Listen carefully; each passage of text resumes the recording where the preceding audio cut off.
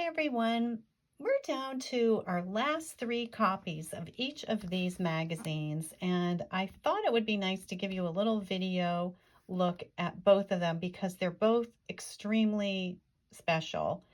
And let's start with this Paperdoll Studio issue for OpDag. It's issue number 120 from 2018.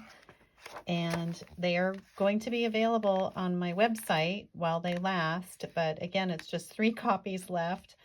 So here are the reasons why I'm showing this to you and why I think it's special. First of all, we get to talk about a special trip that several of us took to Denver, Colorado, when Jim Howard, that's Jim Howard there looking extremely dandy, and me, he was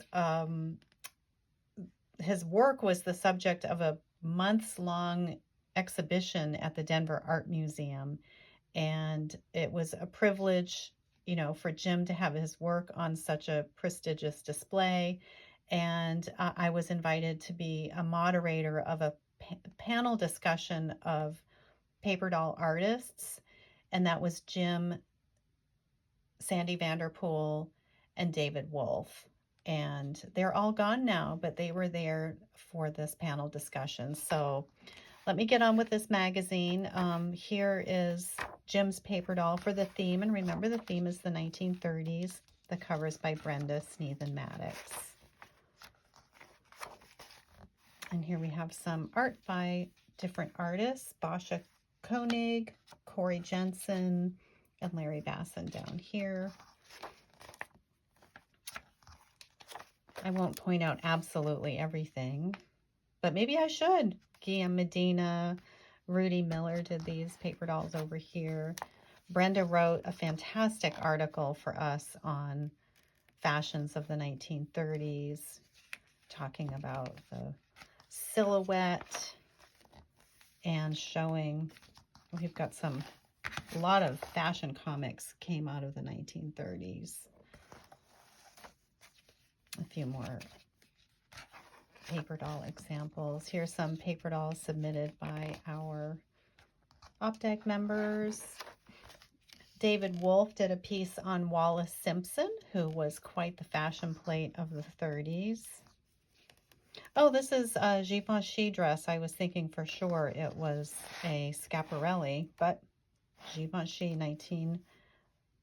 Oh, she's in a 1954 dress, so not exactly from the 30s in this one.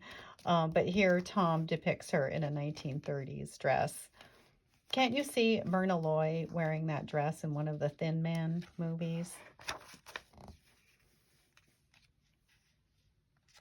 I'm also happy with the layout. I like to appreciate my own work, I guess, when I go back through these older issues and see articles that I've put together and think, oh, that's a pleasing layout, because everything goes right out of my head when it's done because I have to move on to the next project. So here is a feature on that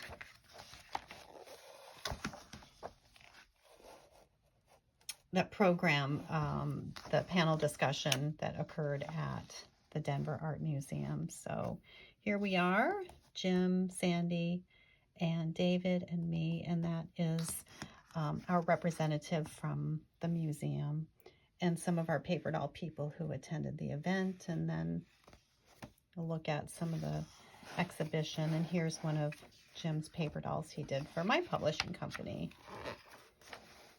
A lot of people participated in our 1930s theme. It was just irresistible.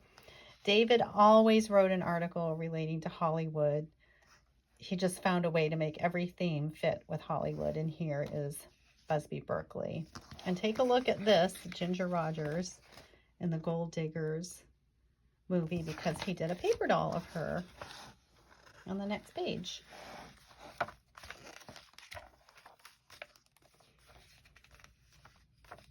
This is a little promotion about the next convention that was coming up and for people to get their souvenir orders in.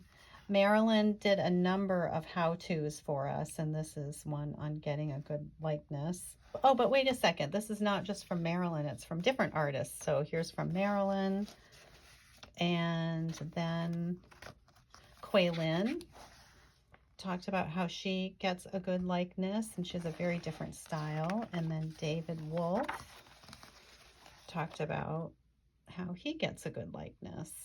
There's a nice trio of fellas with all with an excellent likeness. And then we're back to our 30s theme art.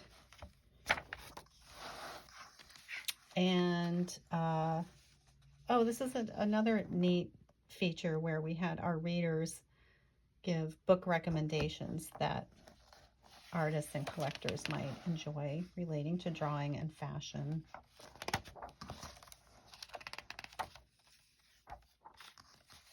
And one of our contributors wrote a little piece about early air travel and how glamorous it was in the 30s and 40s, and people really did dress up for air travel. And here's a dress-a-doll for an upcoming theme. That was by Marilyn. This is a humongous issue. It's, I think, 56 pages.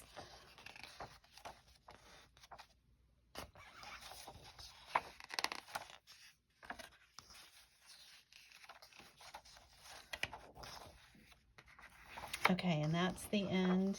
Oh, and this is the second page of clothes for our beautiful cover doll. Okay, now we are moving on to Paperdoll Review Issue 87 from 2023, and we're going to get a lot more Jim Howard here. This issue came out after we lost both Jim and David, who passed away about a month apart from each other. The theme for this issue is the stylish 60s. So our first paper doll is by Julie Matthews, and we've got some great paper dolls here by Ralph Hodgson. And then here's here's another snapshot of me with both Jim and David. My heart sinks just looking at this. I'm smiling and my heart is sad at the same time. So David had written a piece about the other 60s, which is really that classy, stylish side of the 60s, and not so much the, you know, kind of like the hippie version, which we saw more toward the end of the decade. And then we have a piece on early Barbie paper dolls, which started in the early 60s. And this article is by Bradley Justice, who is quite an authority on Barbie. It's a lot of great Barbie paper dolls to enjoy. And then we have a Barbie paper doll. So this is a dress-a-doll, and we chose the very, very first Barbie paper doll that came out, and our readers did costumes to fit the doll. My co-editor, Lorna Thermopoulos, highlighted designer Mary Quant, big in the 60s, of course. More dress-a-doll costumes. And Lorna did another piece on James Bond, another 60s icon. This paper doll is by Bruce Patrick Jones, also by Bruce Patrick Jones.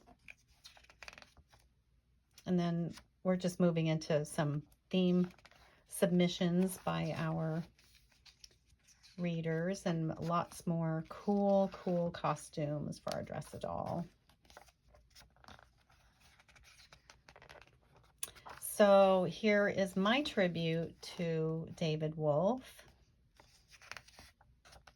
and showing some examples of his early illustration work.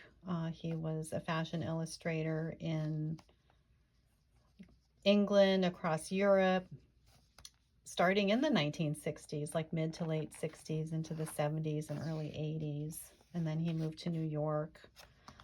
He had started a career as a fashion trend forecaster in Europe, and then took that to New York and worked for firm there for probably a couple of decades. This is a paper doll David did of himself in the 60s, and that's his little daughter, Amanda. And some of the paper dolls he did for my publishing company. And here's a paper doll he did of me for one of my birthdays long ago. One of his star tribute paper dolls. Another piece by Lorna, highlighting a very 60s paper doll. Sandy's pop dressing, Chris's pop doll dressing. More dress-a-doll costumes. And then Lorna wrote a lovely tribute to Jim Howard, and we're showing, you know, examples of his just extraordinary fashion illustration work. And there he is, our dapper Jim Howard.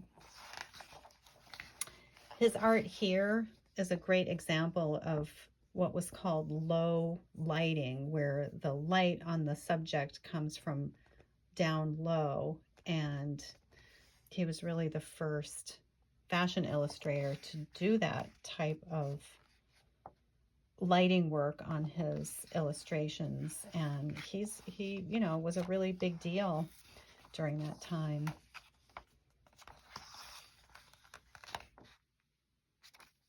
So we're coming to the end here, and we have a back paper doll by Bruce Patrick Jones that he did just for this issue. So again, we only have 3 copies left, and it just fills my heart and my memory with so much. So I just wanted to share these 2 with you, cover to cover. And before I go, just a reminder, these will be on paperdollreview.com while they last. And of course, you can find many, many, many paper dolls by Jim Howard and David Wolfe and many other artists on my website. And I am Jenny Taliadoris. I'm the editor of both of these magazines and the person behind the publishing of so many paper doll books. So thank you for watching.